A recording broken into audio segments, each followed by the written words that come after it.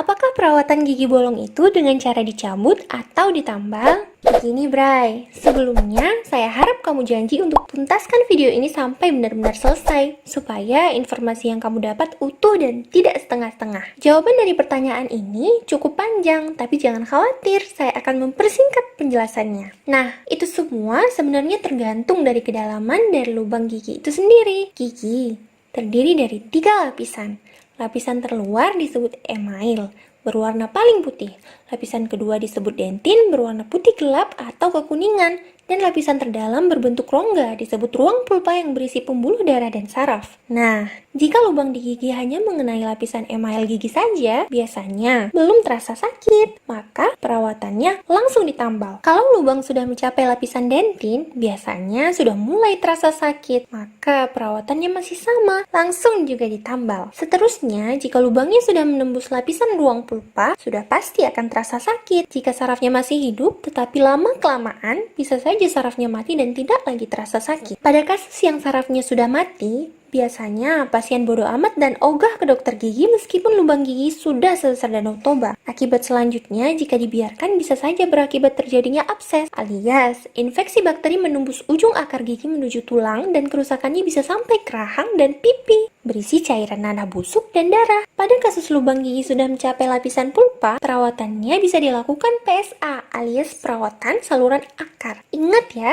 wajib dilakukan perawatan saluran akar, bukan langsung ditambal. Nah, bagaimana sih perawatan saluran akar itu? Saya coba jelaskan secara ringkas buat kamu ya, Bray. Perawatan saluran akar atau PSA itu adalah proses mengangkat jaringan saraf dan pembuluh darah yang sudah rusak dari dalam ruang pulpa sampai benar-benar bersih serta mengobati infeksi dan pembusukan pada daerah tersebut. Setelah dilakukan PSA, lantas untuk menutup permanen lubang gigi tersebut mesti dilakukan restorasi. Kalau luas permukaan lubangnya masih bisa ditambal, maka akan ditambal. Sedangkan bila kerusakan pada lubang gigi cukup luas, maka bisa dibuatkan crown gigi. Jadi Bray, sekarang sudah jelas bukan perawatan untuk gigi berlubang besarmu itu bukan langsung ditambal apalagi dicabut, tetapi harus dilakukan perawatan saluran akar terlebih dahulu. Sekarang pertanyaannya, jadi kapan dong gigi kita boleh dicabut? Begini prinsip penting yang wajib kamu ketahui sebagai pasien, Bray. Bagaimanapun sakit dan rusaknya gigi kita, jika masih dapat dipertahankan, kenapa harus dicabut? Nah, kalau gigi kita sudah bolong, rusak parah seperti ini, kira-kira diapain ya? Tetap masih bisa dipertahankan ya, Bray. Di tangan dokter gigi yang terampil, sisa akar seperti ini masih tetap bisa dipertahankan. Lihat hasilnya.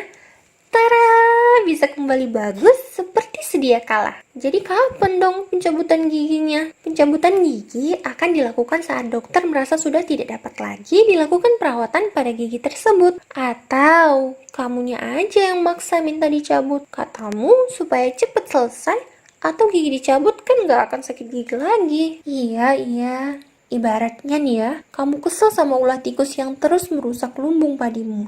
Lalu untuk menyelesaikan masalah tikus tersebut, kamu membakar rumahnya sekalian. Alasanmu supaya tikusnya mati. Tikus memang mati, tapi rumah dan lumbung padimu juga hancur. Sekarang apa yang tersisa? Kesedihan dan masalah baru. Begitu juga saat kamu mencabut gigimu. Masa hanya karena rasa sakit yang diakibatkan oleh bakteri berdebah itu membuatmu hilang kewarasan dan memutuskan mencabut gigi segera. Padahal seharusnya penyebab dari rasa sakit itu sendiri yang dicoba untuk dihilangkan atau dirawat. Sama dengan kita harusnya membuat perangkap tikus ketimbang membakar rumah. Paham sampai di situ ya, Bray? Sekali lagi pertanyaannya. Jadi, apakah perawatan untuk gigi berlubang besarmu itu? Yap, benar sekali. Perawatan saluran akar alias PSA. Setelah itu, baru direstorasi apakah dengan ditambal atau dengan dibuatkan crown gigi. Buat kamu yang ingin mengetahui apa itu crown gigi dan proses pembuatannya, silahkan tonton video tentang itu. Kami sertakan linknya di kolom deskripsi di bawah video. Ditonton ya! Demikian video singkat dari kami, semoga bermanfaat. Jangan lupa untuk subscribe akun Dokter Gigi Muda dan tekan tombol loncengnya, like, komen, dan share video ini sebanyak-banyaknya. Bagi kamu yang ingin dapatkan info menarik seputar gigi lainnya, kamu bisa follow akun IG @drgmuda atau @dchhabibila untuk ikuti aktivitas kami lainnya. Terima kasih dan sampai jumpa!